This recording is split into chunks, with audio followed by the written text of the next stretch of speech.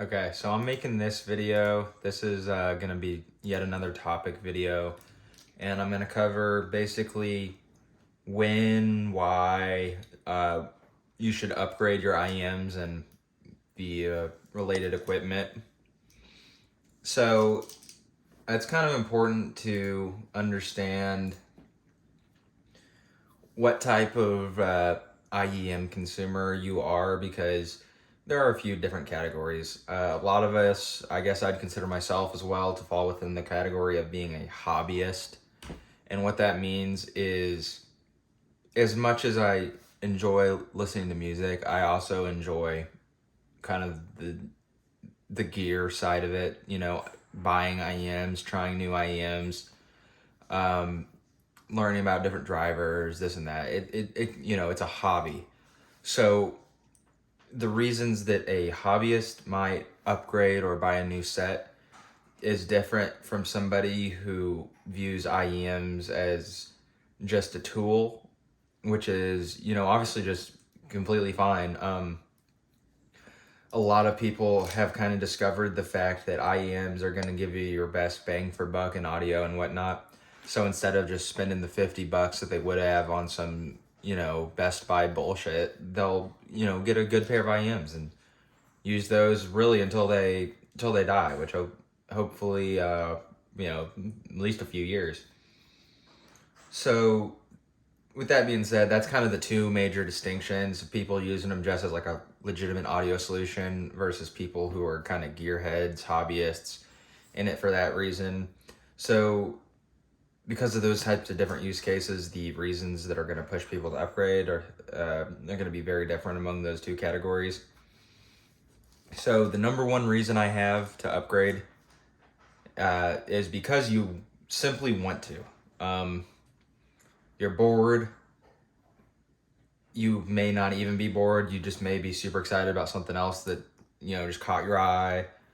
Whatever it is, you want to. I think that really could be considered to be the most valid reason, actually. Just because if you don't want to do it, you shouldn't. There's no point in doing something you don't want to do in terms of buying IEMs. But yeah, you want to, right? Now it's kind of important to really be objective with yourself about where that want is coming from. Is it just your next materialistic impulse, your propensity to consume, you're scratching an itch, you just got money in your pocket you want to burn? uh you know it's probably not the best to feed those desires, those urges. We've all been guilty of just giving in to an impulse buy because you want it, it's brand new.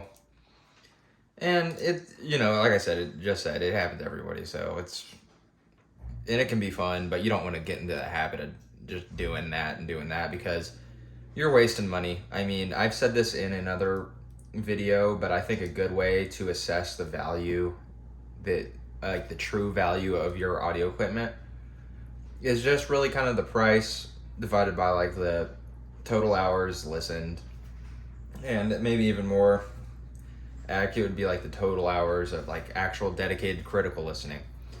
So, you know, you don't want to be in some situation where you've bought all this crap and you can't listen to anything, or you don't really end up listening as much as you thought you would, and so you've spent 30-40 bucks an hour to listen. That's terrible, as opposed to a set like this over here, the IE600s, which I believe the going rate for those right now is about $500 for the buds, and then custom cable is about $200. So let's say I have $700 into this. It's gonna be pennies per hour, if that, because I've listened for hundreds and hundreds of hours. So when you look at it like that, that could help you justify an upgrade by saying, well, I've gotten all the value out of it or whatever. I don't know. I guess the point I'm trying to make is just do what you want to do as far as the reasons why. But we'll go into the reasons when you should upgrade. So when you can afford to easily do so, first and foremost. If you're putting yourself in a pickle, if you're going to be stressing the rest of the month or until Friday or whatever it is because of that upgrade, you shouldn't do it. It's not worth it. I mean, it may end up working out for you where you don't really have to spend a lot for your next check or however you do it. But if you have a pattern of doing that, you're going to get bit in the ass at some point. Something's going to come up unexpected. And these are, I mean, they're fun. I'm reluctant to call it a toy. I wouldn't call it a toy, but it's in that same category of an extra want versus like a legitimate need. So first and foremost, you should be able to afford it if you're buying it. Another thing of when the set has been amply reviewed. So there's multiple things that go into this. Number one is QC. So all these companies have rolling QC progression, like or improvements throughout the lifespan of the product. So like the day one units are not going to have as good QC as something that comes out as the units that ship 6 months later. That's just unanimous across the board. The companies refining their process as they continue to deliver units. They're getting feedback and kind of addressing the QC issues that came out of the first round of products. So I kind of try my best to wait a little bit, at least for like the second, third round of shipments at the minimum, just so hopefully most of the major crap has gotten resolved. Amply reviewed. This will kind of help you in terms of not just buying it because of the hype, and you're rather buying it because yes, it is hyped, but the hype is justified and that this is a great set. So that's the good kind of hype you want to buy in. If you're getting something on day one, you're blind buying, which is fine. I mean, there's nothing really too wrong with that. I mean, most of my purchases, pretty much all of them, are a blind buy because, I mean, and you can tell from the name of my channel, and I live out in the country. There's nothing in America. You can go nowhere in America. You can really go audition. Maybe like Audio 46 in New York or something, but we're not going up there. So, just kind of play it slow. Let the dust settle. Figure out what's up with the set. Don't let FOMO dictate what you're gonna do. And what should you upgrade to? So, this is when it comes down to a matter of opinion. My opinion is when whatever you're going to be upgrading to costs significantly more than what you have now. You want to avoid kind of side grades, unless you don't mind a side grade, unless you're not really looking for an upgrade, you're just looking for a new flavor. Then a side grade is something that, it's fine. There's nothing wrong with it. But if you're buying a new set of IEMs with the intention of them being an upgrade, spend double to triple the amount of the ones you have, depending. Obviously, if you have a $400 set, you're not gonna want a $500 set, because at that point you spent $900 for a $500 set, if that makes sense. Whereas if you go to $400 to $1,000, you've spent $1,400 for a $1,000 set, but you still have an $1,000 set as opposed to a $500 set, a $500 set. So like if you are legitimately looking for a clear upgrade in something that is just better, flat out better, like a complete upgrade, you are gonna have to probably double to triple what you paid. Now, side grades can make sense when you say, okay, I have this pair of $300-$400 IEMs. I'm not at all looking for any more technical performance. The technical performance of these IEMs is fine. It's just not what I like in terms of flavor or tuning.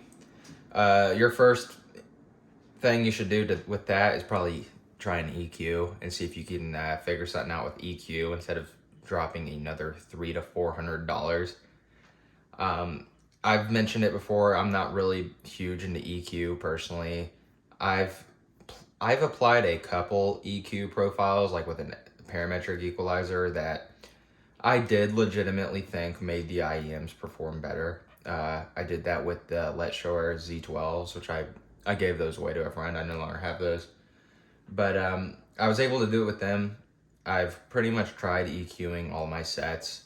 And at least to me personally, I think that to get the absolute pinnacle of technical performance out of your IEMs and just the most tonal balance and coherency and everything, it's the stock tuning to me is a little it just seems a little more refined than an equalized profile typically. I definitely have not tried every IEM. I don't think anybody has, even the major reviewers, because there's just so many.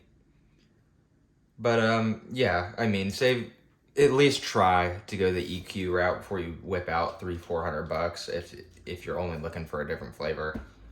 But that's, you know, that I'll kind of sum it up. Upgrade not because you feel like you have to, because your set's 2 years old and it's non-competitive and blah blah blah. That doesn't matter. Upgrade only when you want to, and when you're really looking for something new. When you've got the itch, you know, you don't want to feed that too much, like I said. But stay away from the hype trains and FOMO. Let the like I said, let the dust settle on a pair before you make some, because it really is kind of a risky purchase if there's not like a clear consensus yet. If you really don't know how the QC is going to be, some brands are better than others. Moondrop is actually pretty notorious for poor QC. Like, for example, the variations. And this was not just a launch problem, but they've had problems with the faceplate falling off. And I mean, you want to spend $550 on a pair of earbuds? I mean, one of the things I'll say is, if you're like an IEM guy or a hobbyist, or, you know, however you're involved, any type of audiophile, it's easy to kind of forget the value of these products in terms of what $550 would be able to go towards in some other way. But $550, or in this case, a setup like this, these IE600s, I mean, that's a lot of money. It's a ridiculous amount of money for these little ass earbuds, in-ear monitors. So if something's like riddled with QC problems, like I actually have heard of QC problems with the IE600s. The QC problems, in my opinion, would be a little easier to be addressed because of the full metal construction, where you can just kind of change. You know, I think the people pull the connector out with the cable or something. I don't know. I have never had a problem with them. Sennheiser is a legitimate company that would honor their warranty. Obviously, you don't want to spend money to have it break and have to go through the process of getting it replaced. But that's better than the alternative of just being shit out of luck if something happens. Which I don't know how it goes with Moondrop. I've never really had a problem with any of their stuff, but if I did, I don't know how smooth it would be. And if you're paying $550 on a pair of variations and the faceplate falls off, you know, that's bullshit. So if you're spending big money, or if maybe not big money in terms of like $1,000 plus, $500 plus, but if you're a younger kid, or, you know, third world country or something, you don't want to waste $50 on a set for it to break. So, you know, let the dust settle. There's gonna be the next hype train, and hype train IMs, they kind of sometimes just fall away, and 2 months later everyone forgot they existed. Sometimes they do kind of become like a standard recommendation, and just wait, just wait. So what about DACs? I'll touch on this real quick. This won't take too long. Upgrading a DAC makes sense when you are upgrading to like a real expensive set, in my opinion. Like if your set's only like $100, like you go from like a $20 set of IEMs to a $100 set of IEMs, you don't really need to upgrade past the Apple dongle. I mean, that's beyond the Apple dongle. I think it does start to make sense to get a better unit, but it's not necessary. Now, if you got $500 to $1,000 IEMs, I would recommend something better than the Apple dongle for sure. The way I recommend doing this is the buy once, cry once, one and done. So go from the Apple dongle to something $200-300 or however much you'd just be willing to spend on your DAC and amp, and you can, obviously you use it with every headphone, every IEM. The more expensive ones are going to have enough power to, just power whatever you want. So just get the best one you're willing to get whenever you're ready to upgrade, and then just that's it. You don't got to worry about it, which is what I did. I got the KN RU7, which isn't ridiculously expensive. It is very expensive if you kind of step outside of your audiophile lens and look at it. I mean, it doesn't do anything that the Apple dongle doesn't do, really. I mean, there's more features, but it plays your music, and the Apple dongle is $6. This one is $300. So if you think that that's worth it, do it. I'm not one of those people who would ever really tell you that collecting DACs and amps is the same thing as IEMs, because it's not. The effect on the sound is very minimal compared to different headphones. So I say upgrade them once. Just do it once, and you'll have to worry about it, or not at all. It's up to you. Truthfully, it's not nearly as important. So that's pretty much what I got. Make it fun, There's no pressure.